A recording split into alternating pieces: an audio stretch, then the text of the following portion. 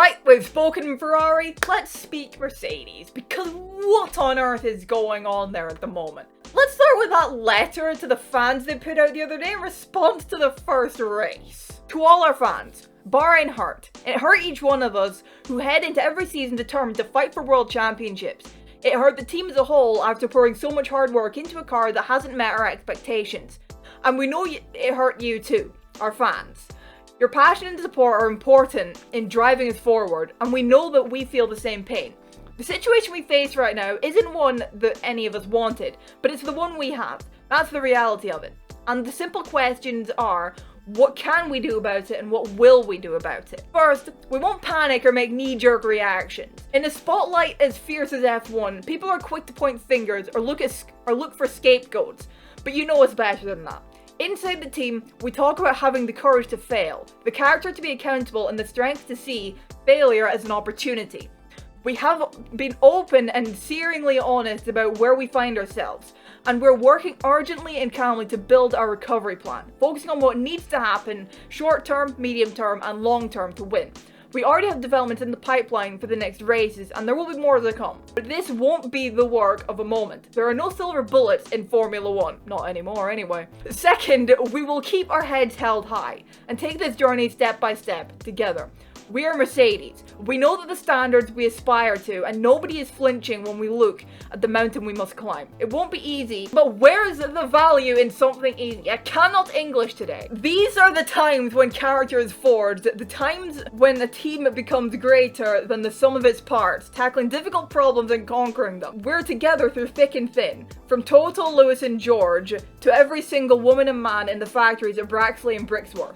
And we love the challenge. Third, we'll be calling on each one of you to power us to the front. Whether you're offering criticism or support, there's a right way to do it and a wrong way. We want our online community to be a safe space full of healthy debate, where people treat others and are treated with respect. I really cannot English today. Be they team members, Mercedes fans, or rival fans.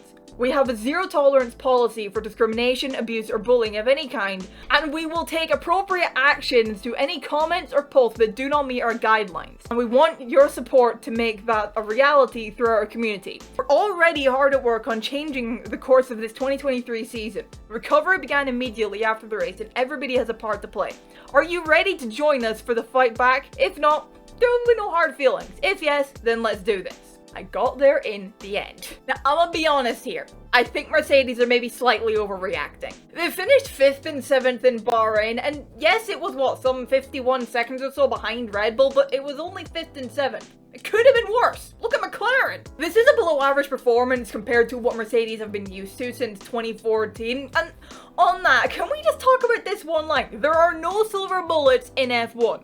Well, no, Mercedes, there are no silver bullets in F1 anymore, because 1, you guys ain't silver anymore, and 2, this ain't 2014 through 16 when you guys were miles ahead of the rest of the pack. But sure, 5th and 7th is below what Mercedes are used to, and they have a lot of work to do, that cannot be denied, but it's the first race of the season, and I think putting out a letter like this to the fans in regards to a bad first race, I think they've overreacted a little bit in my opinion. That's just my opinion. What's your thoughts? Let me know down below what your thoughts are on the letter that Mercedes put out. All I'm saying is on this letter, just imagine if they have to endure the years of pain that Ferrari, McLaren and Williams have had. Now moving on. Total Wolff has said that they're gonna need to change their car concept to get back to the top in F1, and he said this before the lights even went out for the first race, might I mention. They do need a change in concept. I think we all know that by now. But as Autosports has said here, there isn't a luxury to run parallel programs of improving the W14 and working on a new B-Spec concept for later campaigns, and I think a lot of this is down to the budget cap and all that. And Toto Wolff has said that the team needs to choose one direction, not the band. But he said it is extremely difficult to catch up such an advantage, but it's what we have to do. We have no choice. I'm not sure the budget cap gives you constraints in the position where we are, but we do need to decide which direction we're going to go in and put all the resources behind it. We're still developing one car. The question is, which car? There is also questions about the future of the team's 7-time world champion driver Lewis Hamilton, and could he leave the team at the end of the year? Because his contract is up at the end of the year. Some people reckon if he does leave Mercedes, it could be Ferrari bound. I don't know what to think on that, to be honest. I mean, we all know contracts can be broken in Formula 1, and if Sainz doesn't perform this year, could the Ferrari higher-ups decide to end his contract 1 year early? Possibly. I don't know. What's your thoughts on that? Let me know down below in the comments what your thoughts are on that. Who knows? Lewis has said, as I'm sure we all know by now, that Mercedes reportedly didn't listen to him. He said, last year, there were things I told them. I said the issues that are with the car. I've driven so many cars in my life. I know what a car needs. I know what a car doesn't need. I think it's really about accountability. It's about owning up and saying, yeah, you know what? We didn't listen to you. It's not where it needs to be, and we've got to work. We've got to look into the balance through the corners, look at all the weak points, and just huddle up as a team. That's what we do. We're still world champions, you know? We just haven't got it right this time. Didn't get it right last year, but that doesn't mean we can't get it right moving forwards. I'm sure they will get it right moving forwards, and Mercedes will at some point in time return back to the very sharp end of the challenging.